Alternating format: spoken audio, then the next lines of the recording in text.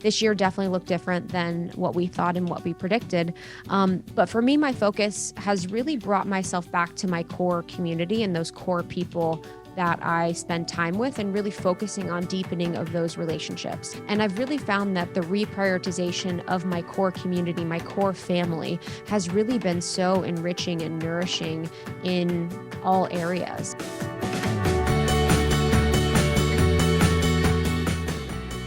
Everybody, Dr. Axe here. Welcome to another podcast. Today, I'm excited to be interviewing the host of the Almost 30 podcast. I'm excited to have these two ladies with me today. You know, we have developed a relationship over the past few years, and I've been so impressed with them and their ability to help teach others on how to improve their lifestyle. So on their podcast, they talk a lot about health, nutrition, spirituality, and just personal growth. And excited to have Krista and Lindsey here with us today. Thanks for having us. As always, it's always good to see you. It's an honor. We first met years ago. You were at our old studio when you came in. So we met you in person. Then we saw you in Nashville.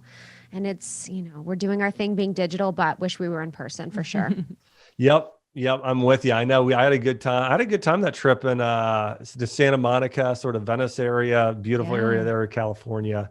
So we're going to talk about a lot of great stuff today. So just for everybody, we're going to talk about Lindsey and Krista, how they overcame numerous health conditions using food as medicine and lifestyle medicine. So we're going to talk about that today. We're also going to talk about growing in your spirituality. That'll be one of the things we talk about today. We're going to get into a health and wellness tool to help you find your purpose, which I'm super stoked to hear about. Also, lessons through 2020. And we're going to talk about Ayurveda. We're going to talk about their doshas and how that actually supports them in being successful and happy in their lives. So let's dive in.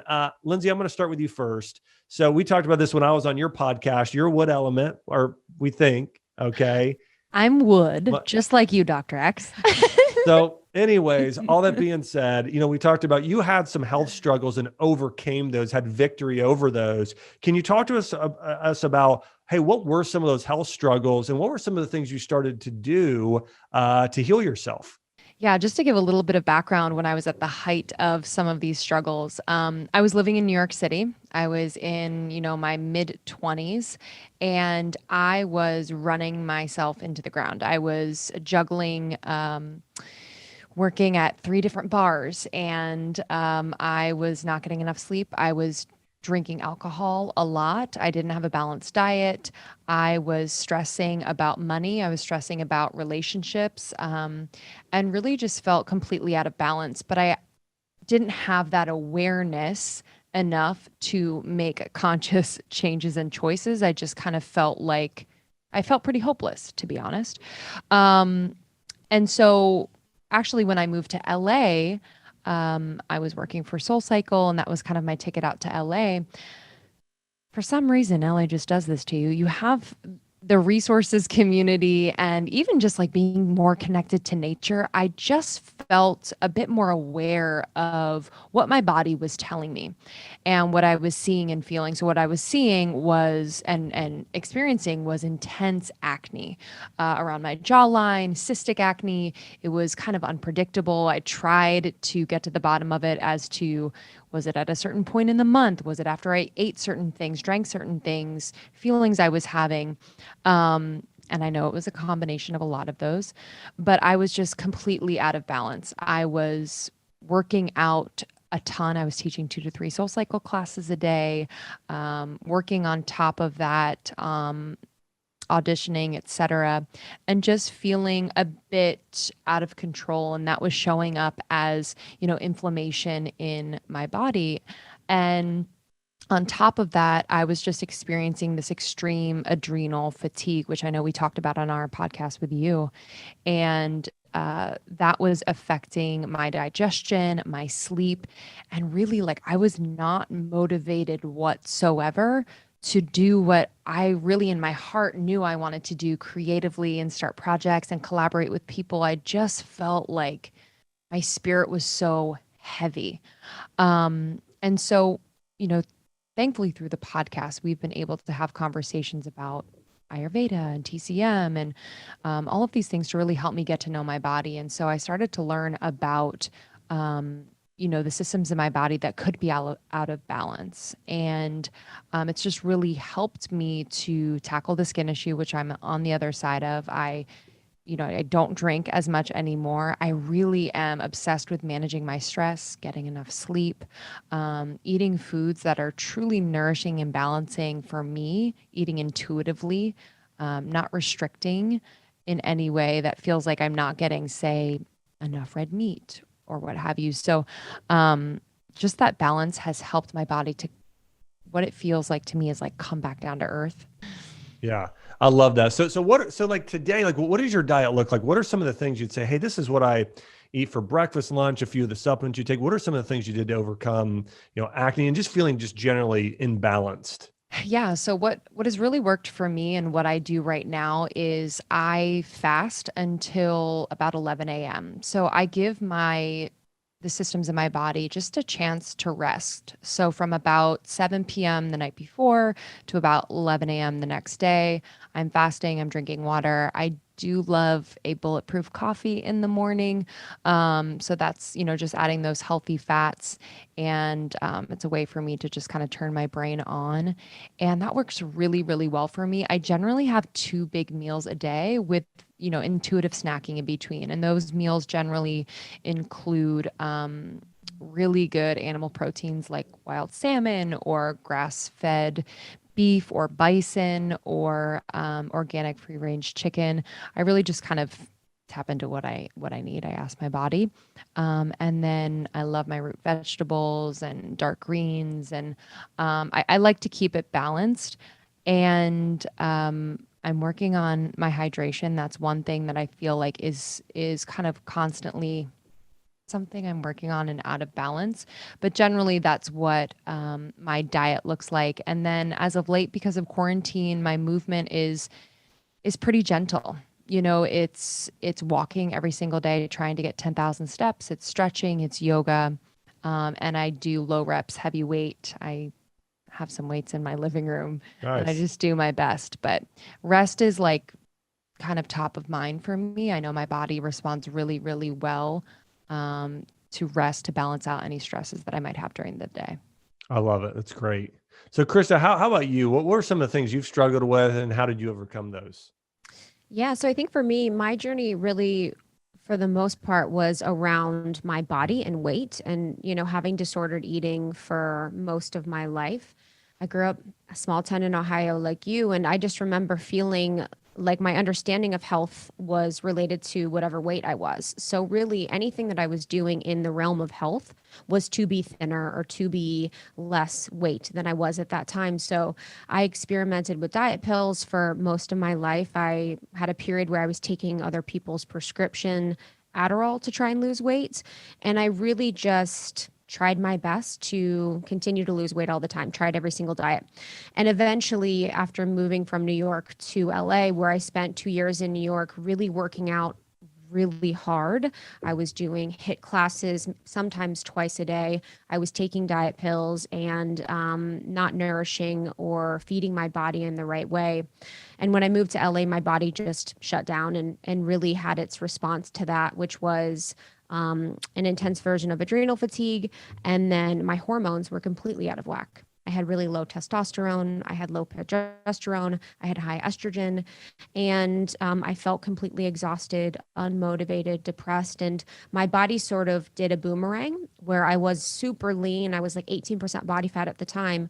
And I just put on weight really quick. And I felt like I was wearing, almost like felt like I was not myself in my body. I felt like all this weight on me, that was a lot of inflammation. That was a lot of just response to what was going on, just made me not feel like myself and made me really depressed. So in that period of figuring out what was going on with my hormones and trying to do my best to understand what was happening, I really learned the importance of our body for being more than just a certain weight. And I also was having my own spiritual awakening. So most of my journey has been now the nourishment and love of my body and understanding of my body, whatever size it is. And then just really seeing myself as more than just the body and as this spiritual being that I want to nourish with amazing foods and sleep and rest and all of these things. Wow. I love it. And I love that you guys are able to, one of the things that you guys have both sort of said is that you listen to your bodies, right? I think it's really healthy and great, of course, for people to have a physician or a practitioner that they're going to, getting advice from. I mean, having wise counsel in your life in all areas, whether it be your relationships or your spiritual health or business and all these things.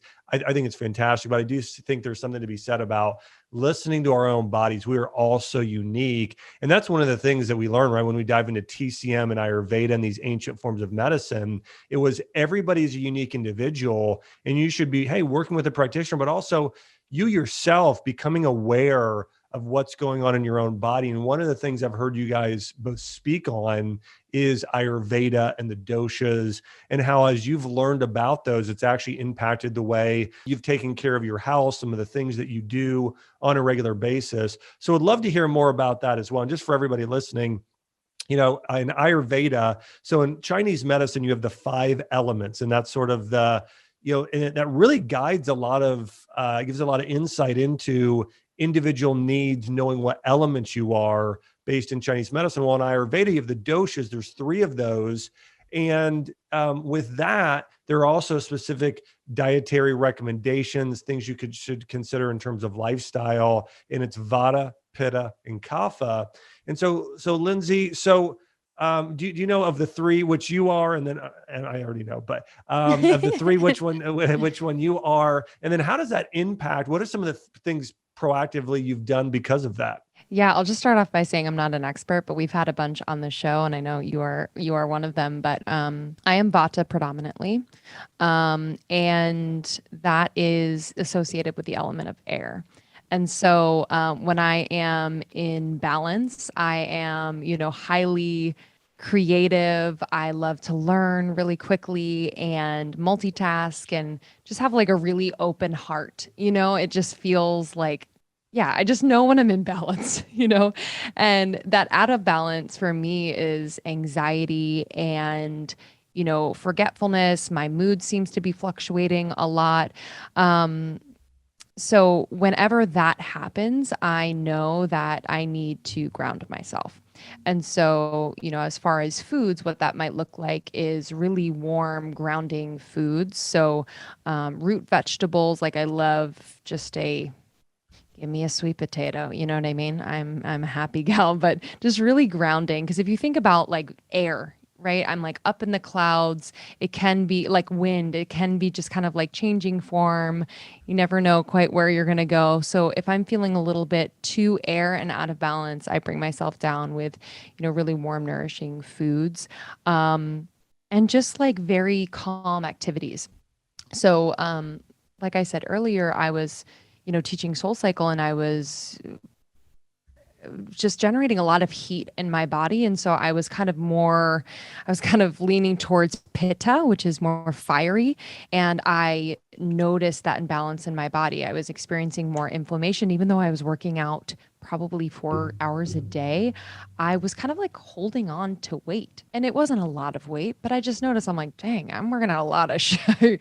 I feel like I should be a little bit leaner here, but I think, the inflammation in my body was so apparent. So, for me, I've just noticed, especially over the last year, it is those, workouts that are slower, more intentional, have kind of that rest, relax, stretch aspect to them as well, really, really help me as someone who can sway towards Pitta out of balance. Wow, you said some things there which I love, and I'm a Vata as well. So, and it's very. We're the same person. Are you guys related? You know it.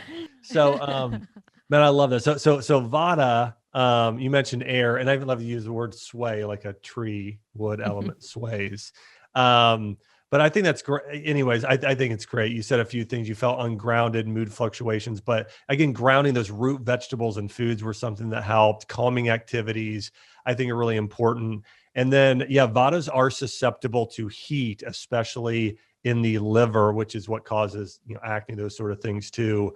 So anyways, Yes. I love it. And I love that I love that you guys are able to, you guys interview so many people in the health realm, and you're able to take these things, you guys apply them to your life. That's one of the things I appreciate about both of you as well, as I know you guys are very, you guys aren't, haven't trained necessarily, or aren't, haven't been physicians, but you guys teach a lot of people, help a lot of people transform their health, using, common sense too. Another thing about Vata, you're talking about creativity. Vatas are sort of air, but they typically are able to see the big picture of what's going on, is one of the giftings of, and I can tell that with you, Lindsey, just being able to see the big picture of what's going on and then make decisions based on that. So anyways, it's an awesome gift. Krista, so for you, what is your dosha? And then talk to me about, hey, how does that affect your life? Everyone looks at my moon face and they say, we know your dosha. I'm Kapha Pitta. I am a little bit of Pitta in there. And for, the Kapha part of me, what I've really done and incorporated in my life is to reduce my snacking. So I try to have, like Lindsey has, 2 really big meals a day. I'm kind of on the opposite. I'll finish my meals around 5. I like to eat earlier in the day, and then I like to have a really early meal. So because I'm a Kapha for my digestion and it's a little bit slower, I want to be able to have a long period in between my meals so that my body can fully digest things. And I also like to try and avoid sweet foods as much as I can. I'm really a sweet person. I really love sweets as much as possible, but I do feel my best when I'm doing that. And then from a personality perspective, my Kapha comes out when I find myself, or a Kapha part of me, is that I'll often put the needs of others before myself. And so I really have to be mindful of that, is that I'm incredibly nurturing and loving, and can be taken advantage of at times if I allow myself to be. So that Kapha part of me needs to be kept in check a little bit, or something I need to be mindful of. And then with the Pitta, something about, the Pitta part of me that I apply is I'm vegetarian, and kind of vegan. I've been veganish for a while, but I've been vegetarian for about 10 years. So that's something I've done for ethical purposes and for environmental purposes, but I found that really supports me in my life. And then I also am alcohol free. I drink maybe once every few months. I'll have one drink, but I did a period of 5 years where I was completely sober and found it to be, one of the most beautiful spiritual clearing experiences of my life. But the last thing I'll say is, one thing I like to do to bring some Vata energy into my life, being so Kapha Pitta, is I will take some time out of my day to look at the sky.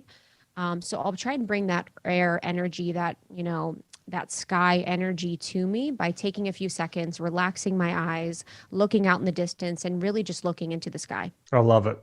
That's awesome.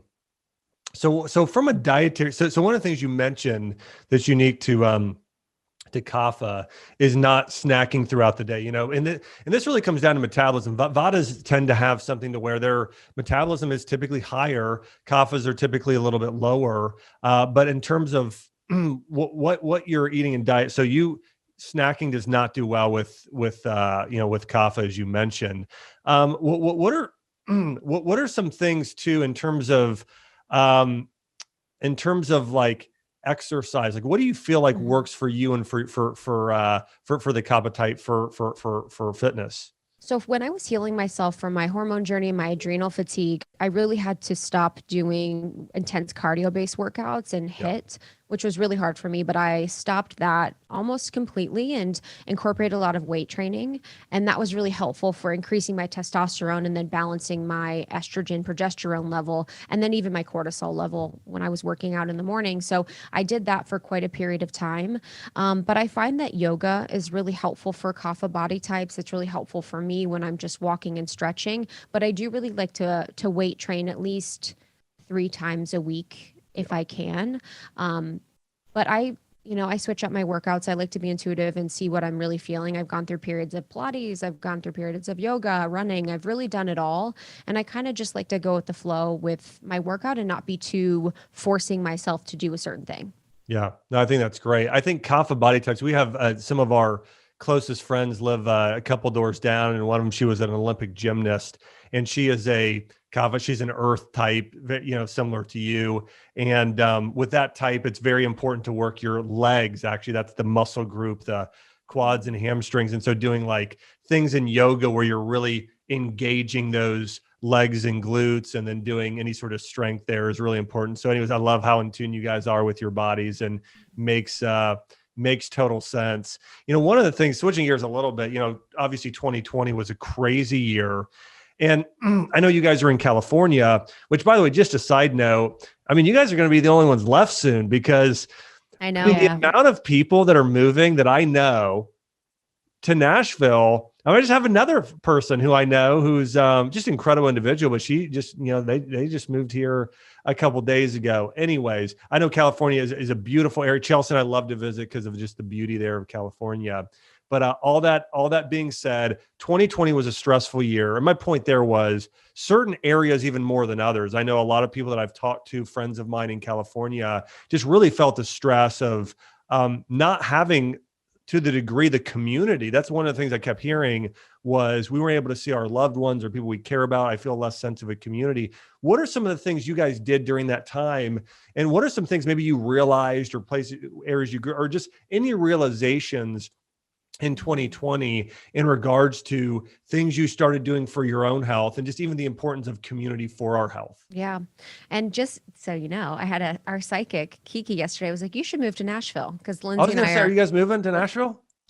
You're funny. You're so funny. You're psychic. We're Because moving. We're both moving. We're going to leave California as well, sometime middle next year. Are you guys being Nashville. serious? Yeah, we're being serious. She's moving to Okay. New York, and my fiance and I are considering where we're moving.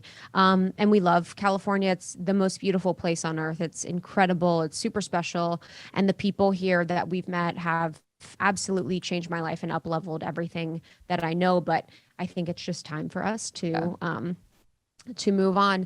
And, to your question, as it relates to community and everything that's changed this year, for Lindsey and I, community was a huge part of our lives. We traveled on tour for 2 years. We went international. We hosted events up to 600 people all over the world. Wow. And we were meeting the almost 30 nation community in person almost every week, at a point. So it was really fuel for us to meet people in person, and to be with people in person, and to see them and feel them and all of that. So it was really interesting this year to have tour canceled. We had retreats canceled. We had a festival we were going to do canceled. So this year definitely looked different than what we thought and what we predicted.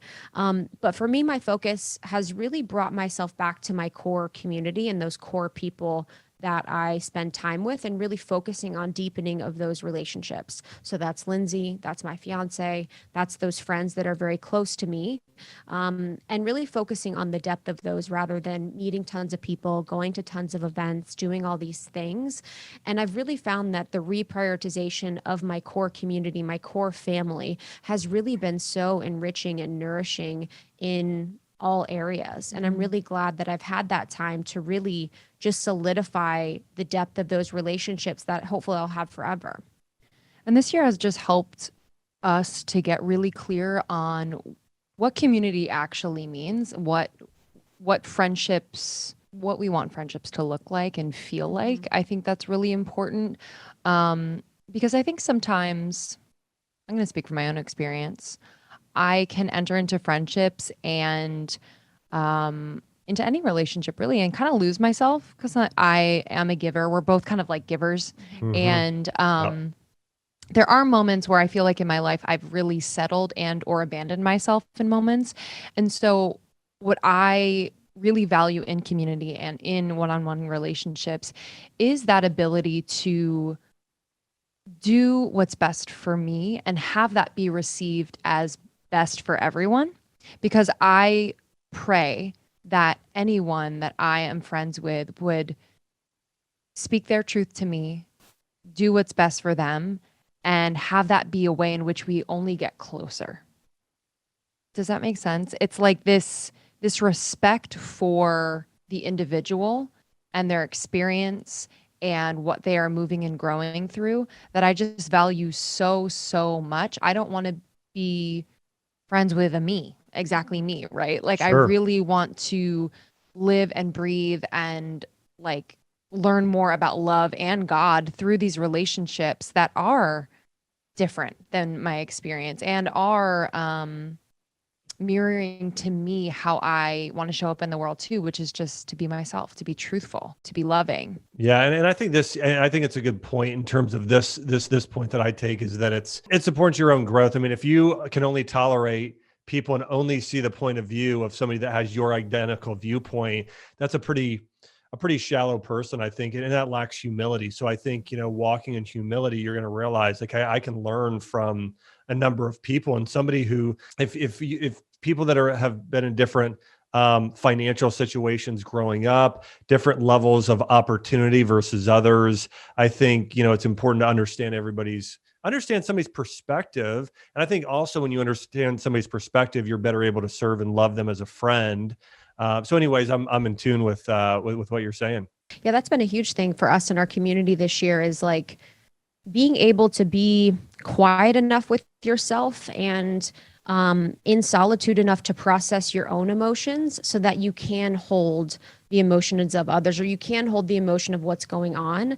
I think a lot of times people have a hard time hearing other opinions or perspectives because they haven't processed what they're going through. So they just end up reacting to the stimulus in front of them. And I think this year has been really encouraging for us to really do more of that emotional work, or that work on different relationships that we have in our lives.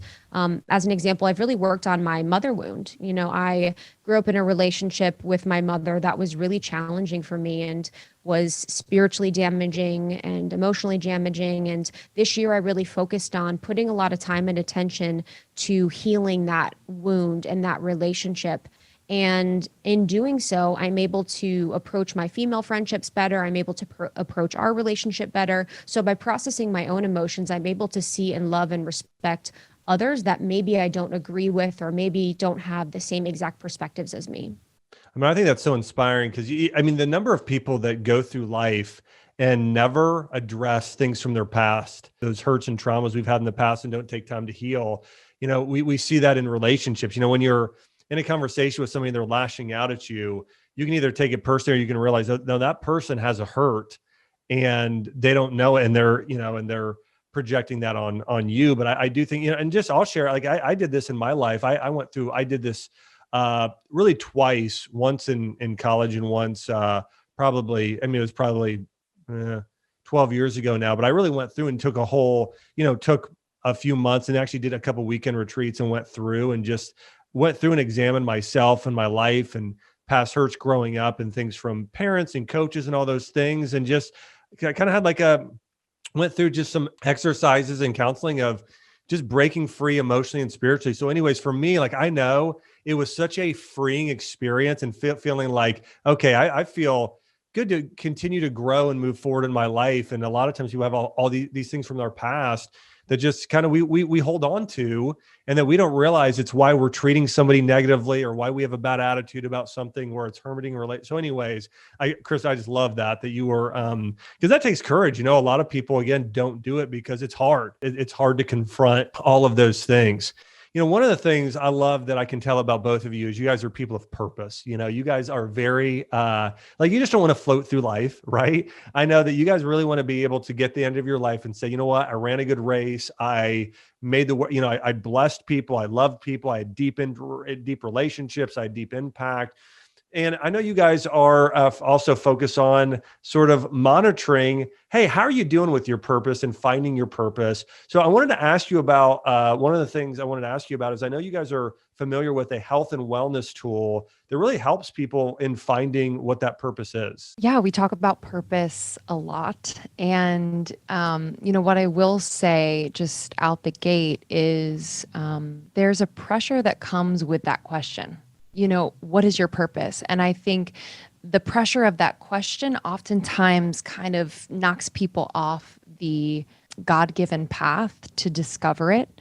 And so I just want to put that out there that, you and we've had Angela Davis on the podcast speak to this, which is like, you were born in purpose, on purpose, and for purpose.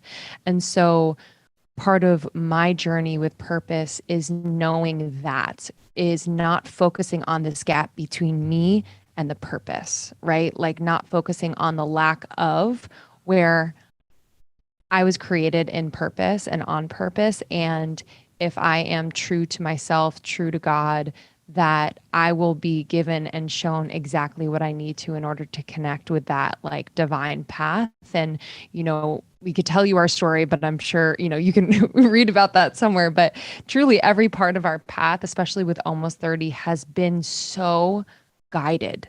Like we've just been so open to these moments of, relationships made and formed, jobs that have brought us the skills needed in order to start this brand and cultivate this community. So I would say, like, being in this present moment in your life is such an important piece to starting to unwrap what your purpose could be.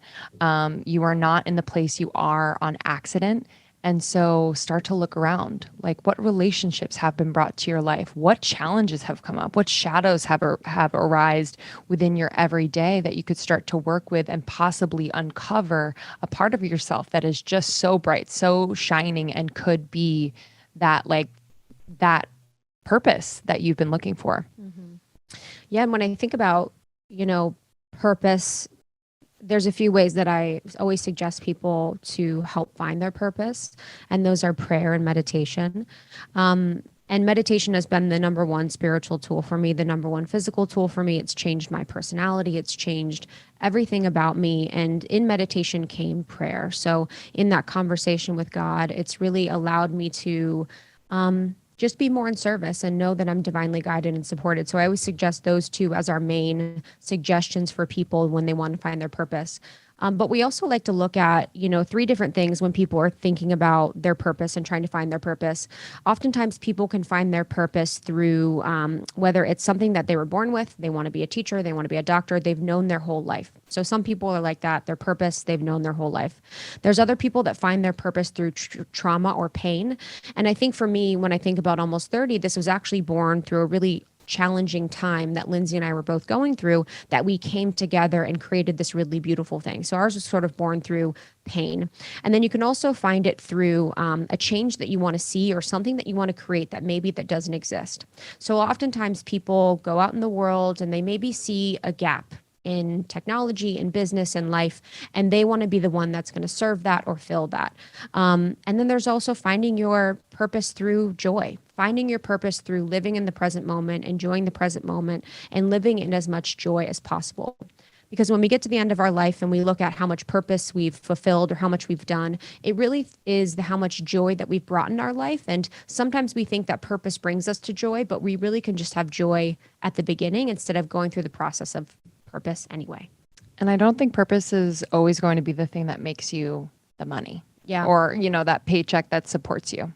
I think some people get that mixed up. Yeah. One of the things that really made me think about when you said this is essentially you said you find your purpose through pain or joy. And one of the things I know that as I've studied about in terms of things that cause somebody to be inspired to do something and take action in their life, it's a very similar, it's pain or pleasure. And so it's that thing of like, hey, what is that thing that you just like, this thing in the world is wrong and I want to be part of helping fix it. There's this level of pain, this thing that you're saying, we got to make this better. And that's part of what brought me into that health profession is I saw my mom with cancer and so sick growing up. And I said, created this sense of pain saying, I want to help be a solution here, but also a sense of joy in that you are getting joy from helping people overcome this hurdle in life. So now it's like, I get joy from helping set people free, seeing people healed, using food as medicine. And so anyways, I just love you guys pointed out. I mean, two of the most important parts of finding your purpose, as you said, is these being in tune with pain, enjoying your life, and also being spiritually aware of, hey, what's this divine connection God brought into your life and this situation that's set up and these relationships. So anyways, I love that you guys are so, have this relationship with your community where you guys are all growing together, but you're focusing on body, mind, and spirit, like all of these things together, I just think is fantastic. One of the last things I wanted to talk to you guys about is sort of like how your faith affects your health. I mean, have you guys seen that in terms of, I think it does, because obviously you guys talk about it, but how has faith impacted your health journey? Yeah, I think, it's interesting because I've been spiritual for 10 years, maybe longer, but it's been the last year that I've been really God focused and really focused solely on my relationship with God. I used to say universe, I used to say all these things, and really just stepping into the belief of God as my creator, and that relationship with God has been incredibly beautiful and empowering and strengthening. And I feel like it's provided me this like bubble around me that I felt super protected in. And it's really given me a sense of ease. And I think about health, and when we look at health as stress as one of the great causes of, health issues and anxiety, I can look at my relationship to God and how that's brought a sense of ease and, peace in my life, and how that's directly impacted my relationship with anxiety or my relationship with stress. And I think from a physical perspective, that's like the greatest benefit that I've seen. Wow, I love that. And just to add to that, like I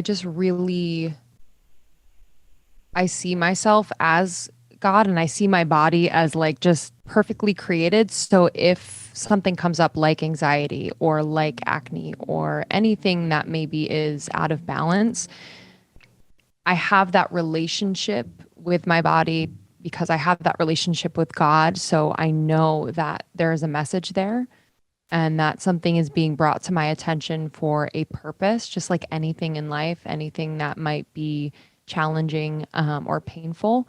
And so that's really helped me. Rather than to get frustrated and feel hopeless, I always know that there's something more here and there's a greater purpose here. And so, yeah, I mean, same with me as with Krista, just this last year, it's been really, really powerful to reconnect with God, through certain relationships that we've had that have brought that conversation more into our everyday, including my partner. And it's been that, especially with a partner, I'm sure you can relate, Josh. It's like, it is that third entity in the relationship.